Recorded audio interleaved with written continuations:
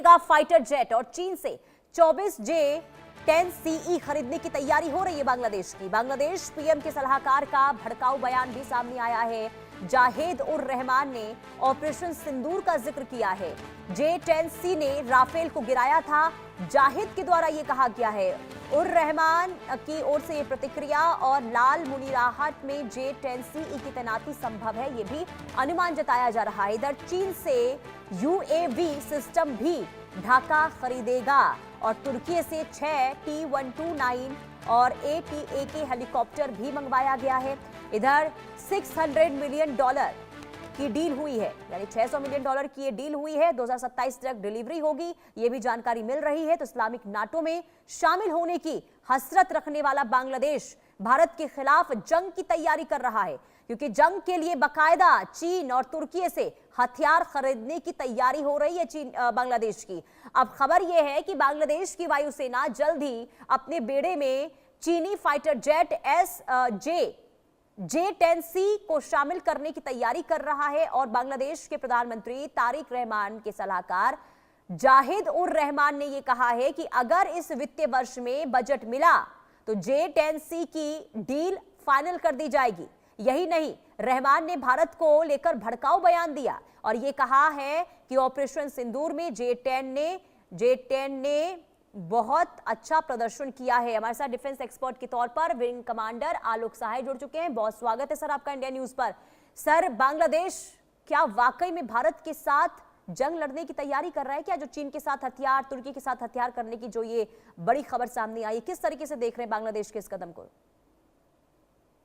पुनीता जी नमस्कार। नमस्कार। ये जो बांग्लादेश जो है उस वहां पर जो डेवलपमेंट्स हो रही हैं वो निश्चित रूप से भारत के लिए अच्छी नहीं है। हाँ। बांग्लादेश में इस्लामीकरण की जो प्रक्रिया है वो वहां पर सिर्फ जनता के बीच में नहीं है, अब वहां मिलिट्री में भी इस्लामीकरण की प्रक्रिया दिखाई दे रही है साफ साफ। वहां के जो मिलिट्री के जो हेड हैं वकारुज्जमा साहब, वो जिस तरह के बयान देते हैं, हाँ। उन्होंने जिस तरह से अपना हुलिया बनाया, दाढ़ी बना करके, जिस तरह से उन्होंने अपने नए यूनिट्स का नाम खलीफाओं के नाम पर रखना शुरू किया है, ये साफ साफ दर्शाता है कि बांग्लादेश में जो है वो कट्टर इस्लामीकरण की तरफ बढ़ रहा है। वहां पर उसके एलिमेंट्स ज्यादा मजबूत हो रहे हैं और जिस तरह से उन्होंने अपनी इच्छा दिखाई है कि मक्का डिक्लेरेशन जो हुआ है, मक्का पैक्ट जो पाकिस्तान, सऊदी अरेबिया और तुर्की के बीच में, उसको भी ज्वाइन करने के लिए बांग्लादेश ने अपनी इच्छा जताई है। हालांकि अभी स्पष्ट शब्दों में कुछ ऑफर नहीं मिला है इनको, लेकिन इन्होंने इच्छा जताई है। और इसके पहले से ही तुर्की भी काफी समय से बांग्लादेश को कई तरह से समर्थन देने की कोशिश करता रहा है। अभी देखिए ड्रोन टेक्नोलॉजी वो वहां पर देने की कोशिश कर रहा है। इसके साथ साथ वो जो बरख्तार TB2 ड्रोन है वो देने की बातचीत चल रही है।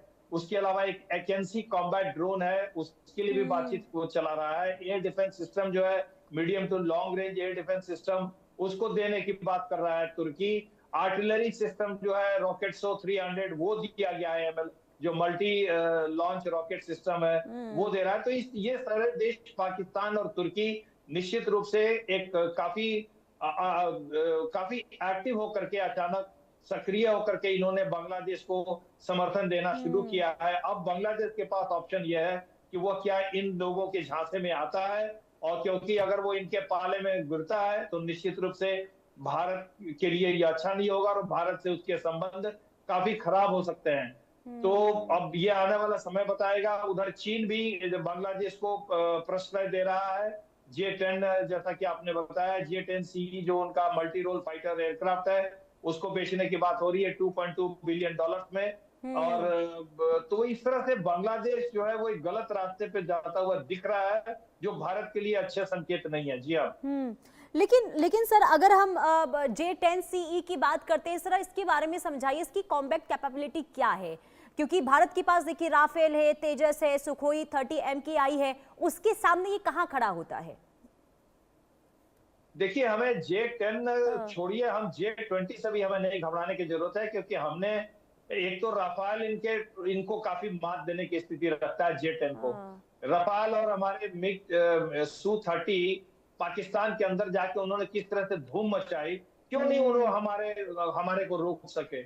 उसके अलावा हमने जो एयर डिफेंस सिस्टम बनाया है, हमने जो इंटरसेप्टर्स बनाए हैं, हमने जो ड्रोन्स बनाए हैं, ये और J-10 उसके सामने कहीं नहीं टिकेगा। हम तो J-20 को हमने एक्सरसाइज में स्पॉट किया है। इवन हिमालय के पास हमने तिब्बत में J-20 को ऑपरेट करते हुए अपने रडार सिस्टम जो हमारा है, जो लेटेस्ट हमने आइसा रडार डेवलप किया है गैलियम नाइट्राइड टेक्नोलॉजी से, उससे हम स्टील्थ जहाजों को भी पकड़ पा रहे हैं।